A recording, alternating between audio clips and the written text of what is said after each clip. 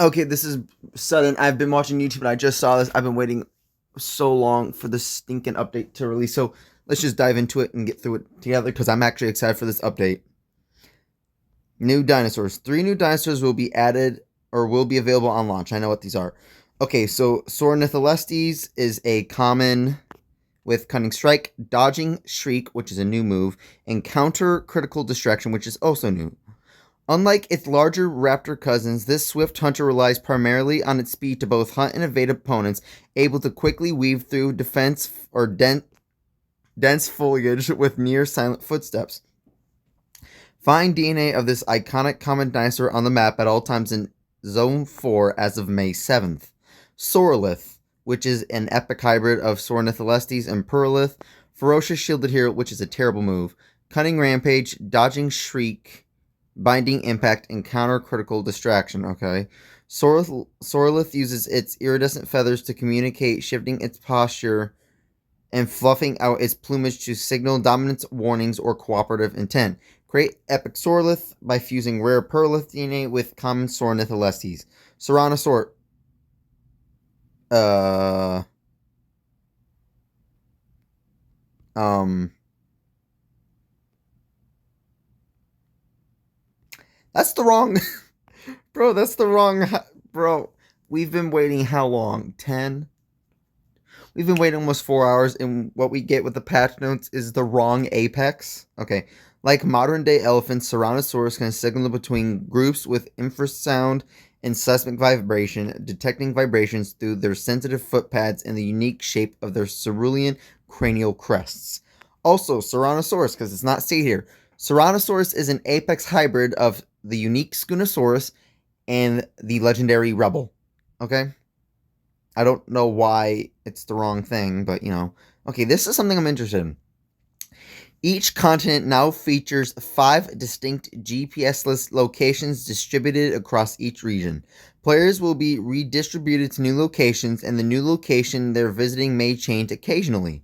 This change was made to reduce overcrowding, which has been causing some issues with raids and supply drops. By spreading players out more evenly, we're aiming to create a smoother and more enjoyable experience. You'll still find all the content you love, just with better performance and less chaos. Dive in and explore the new spots. Okay. Do you ever debate if you have enough time to redistribute your stat points on Omega creatures? Well, you can now edit individual Omega stat points without having to reset all the points, making it easier to fine-tune your build. This gives you more control and flexibility when making small adjustments. No more full resets for minor tweaks. Just unlock, adjust, and get back to the action. If I gotta be honest, retraining in Omega, it's not like it's not much of a task. And also, I'm excited for the new dinosaur updates. So I'm gonna save that for last. A new update means new migration. The following have migrated into new zones. In case you missed it, we announced the overhaul of our dinosaur distribution and recollections in March with 3.5. Yep, I know that. Okay. Common Archaeotherium, Zone 4 to North America and South America, all-day spawn. Omega Geosternbergia, migrating from Zone 3 to Europe, all-day spawns. Omega Eutyrannus, short-range bucket. Okay, and added to Zone 3 all-day spawn, ability updates. That has to do with the buffs, so we're going to look at that after. At the top of the market incubator section, there are 3 incubators available for cash, a rare, epic, and VIP premium. We've refreshed their contents to give you even more value. Each one still includes guaranteed content, and the values have been slightly increased. Plus, you get a chance to score bonus DNA of higher rarity DNA. It's a great way to boost your progress with a little extra surprise. Check them out in the market, okay? Bug fixes. In PvP battles and Brawl, players should now see their dinosaurs' on-scape abilities trigger properly when being forced to swap with another member of the team.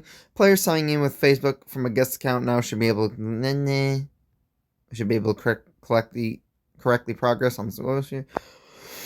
Okay, not those. Okay, one I've been waiting for. I'm excited. Dallas Ryan. I knew this was one of the creatures getting updated. Dallas Orion. Dinosaur wasn't quite cunning enough. Exactly. Wasn't quite cunning enough to play like an Apex should in the arenas. Fortunately, this dinosaur didn't need a lot of changes to really put it. I don't know how to say that because I'm not French. To really put it au gut du jour, so to speak. We've put the cunning back into group Wily Strike. It will now reduce both damage and critical chance for one turn. Yes, I actually made this as an update for the creature, as something that would improve. I did not think it would actually happen, but you know, it's something else. Yeah, that's amazing. It will now reduce both damage and critical chance for one turn. We've also removed this ability shield. What? That makes no sense. We've also removed this ability shield and replaced swap and invincibility with swap and weakening dodge. Dinosaur also gets a bit of a speed buff, allowing it to act faster. If you liked Dinosaur before, you'll love it now. That's okay. Group Wily Strike modified, as shown there. Swap and invincibility becomes swap and weakening dodge. We won't see that till patch day. So on Tuesday. Speed adjusted by 3. Another one. Yep, I'm excited for this one. Megalocevia. Since its release, Megalocevia has been a pretty decent revenge attacker, but has never been that popular to battle with. What, you don't like me? The ellipses go before the question mark. We started this rework by doing some changes to make the kit more consistent with its role as an adventure. The issue with Megalocevia, the one thing that I can guarantee right now is an issue. It has only one armor bypass move, and that move is the counter, and that's a 0.25x counter. It sucks. We removed the swap and ability and replaced it with impact on escape. No, you're an idiot. You know, you're an idiot, honestly. Everything's just gonna on escape abuse it. We also modified its 2 revenge abilities to give them each a different flavor, offering different ways to serve up your revenge. Oh my god. Now you can just on escape a Megalocevia. Just give it dig in on escape. Like, bro, honestly. Or even no escape. Revenge instinct modified. Precise revenge modified. Swap and devour strike removed. Stupid. Impact on escape added. Vulnerability. So it got nerfed. So it got a rebound. But it got nerfed. It also got nerfed. Are you stupid? Really? Bro, it only has one move that cleanses. Yeah, no. Technically 2 moves that cleanse vulnerability, but whatever. That sucks. Okay. Added shield. Oh, revenge. Oh, oops. What? Okay. Group Wily Strike. Reduce damage 50% with one turn. Okay, so it's like Cunning Strike. Okay. This sucks. I'm actually mad. Added shield on revenge by 50% for 2 turns, 4 attacks. Okay. Change cleanse reduce damage on revenge to cleanse all negative status effects. Wasn't it already cleanse negative status effects, or is that on the non-revenge?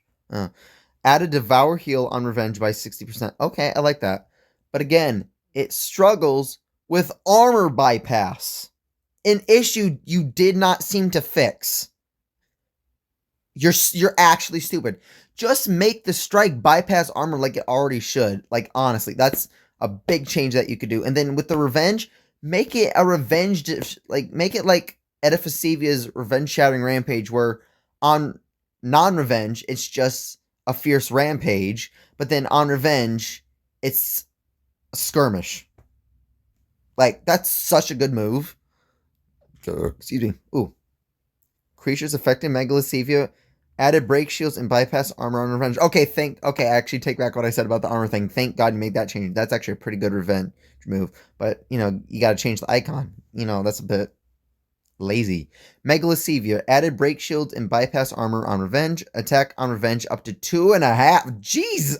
Bro, it get on revenge, it now gets a revenge bro, that's so good. It's gonna go up in the meta, I'm telling you right now.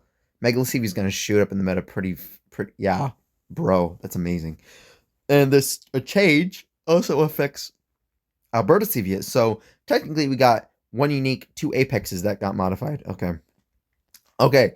Overall, this update's pretty good because I'm glad that Megalocevia and Dinosaur both got buffed because both currently suck. But Come on, how do you mess that up? That's a Spinotops. It even says Spinotops for Ceranosaurus. But like I said, Ceranosaurus is an apex between Scunosaurus and Rebel. So it's a legendary and a unique to make an apex, just like Spinotops is. But that does wrap up today's video on patch notes. I will be releasing a tryhard video either today or tomorrow, depends because I work today, so I'm a bit busy. I'm crunch on time. So if you enjoyed today's video, please like, comment, subscribe. Until the next one, stay safe, stay positive, stay hydrated. I'll catch you on the next one. Peace. Okay, this was put in my Discord. This is Ceranosaurus. Like I said, it's Scunosaurus and Rebel. So it has instant shielded resilient strike, which is what Notosaurus has. Instant blighted dodge impact. Yeah, that's a new move. Because Kulasuchus has a different move, I think. Crested escape.